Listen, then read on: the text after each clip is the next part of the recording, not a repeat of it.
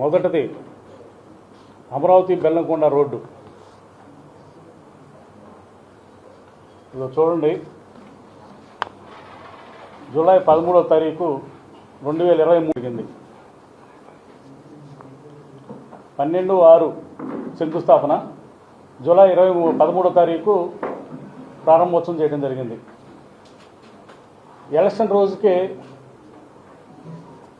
అమరావతి నుంచి ధర్మకోట నుంచి కోసూరు దాకా వెట్ మిక్స్ వేయటం జరిగింది. కొంత పార్టు తార్ రోడ్ వేయటం కూడా జరిగింది. ఆ 9-10 నెలల్లో కూడా నేను ప్రతి గ్రామంలో తార్ రోడ్లు, సిమెంట్ రోడ్లు, డ్రైను, మునగోడు కానీ, జూపూడు కానీ, అట్లాగే ఊట్కూరు కానీ, అట్లాగే దొడ్లేరు కానీ, ఈ గ్రామాలన్నీ కూడా దాదాపుగా డ్రైను, సిమెంట్ రోడ్డు ఊరు మొత్తం కూడా వేయటం జరిగింది. కొంత పార్టు తార్ రోడ్డు వేయటం కూడా జరిగింది.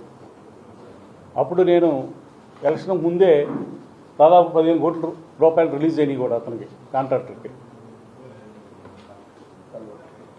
దాన్ని తీసుకురావడానికి నేను ఎన్నో ఇబ్బందులు పడి జగన్మోహన్ రెడ్డి గారి దగ్గర తీసుకురావడం జరిగింది. మరి ఇతనికి అవగాహన ఉందో లేదో, ఎవరో అతూరు అతనంట, ఒక అతనంట ఈ రోడ్డు తీసుకొచ్చి నాకు ఇచ్చాడంట. ఒక శాసనసభ్యుడు అయ్యి ఉండి ఆ మాట చెబుతున్నాడు, మరి నా అమాయకుడా, అవగాహన లేనోడా అని నేను మీ ద్వారా తెలియజేస్తూ ఉన్నా. ఏదైనా ఒకవేళ పరిచయాలు ఉంటే ఊరోకల ద్వారా వెళ్ళి ఆ నాబార్డ్ చైర్మన్ గారు గోవిందరాజు గారు ఆయనకి తెలిస్తే తీసుకెళ్ళి మాట్లాడాము. ఆయన అప్పటికి రిటైర్డ్ అయిపోయాడు, ఆ సంగతి తెలియదు వీళ్ళకి.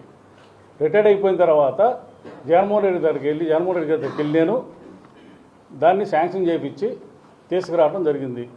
ఆయన ద్వారా శంకుస్థాపన చేయడం జరిగింది, వర్క్ చేయడం జరిగింది. దీన్ని ఎవరు చేయించినట్టయితే ఇప్పుడంట అమౌంట్ రిలీజ్ అవుతున్నాయి అంట, అది నేను చేపిస్తానని అతను చెప్పుకుంటున్నాడు. మీ ద్వారా నేను తెలియజేస్తూ ఉన్నా, 150 కోట్ల రూపాయల ప్రాజెక్టుని నేను ఎంతో కష్టపడి 5 సంవత్సరాలు కష్టపడి తీసుకొచ్చి నేను సగం పైన వర్క్ చేసి నేను అమౌంట్ రిలీజ్ చేపిస్తే నువ్వేం చేసావు?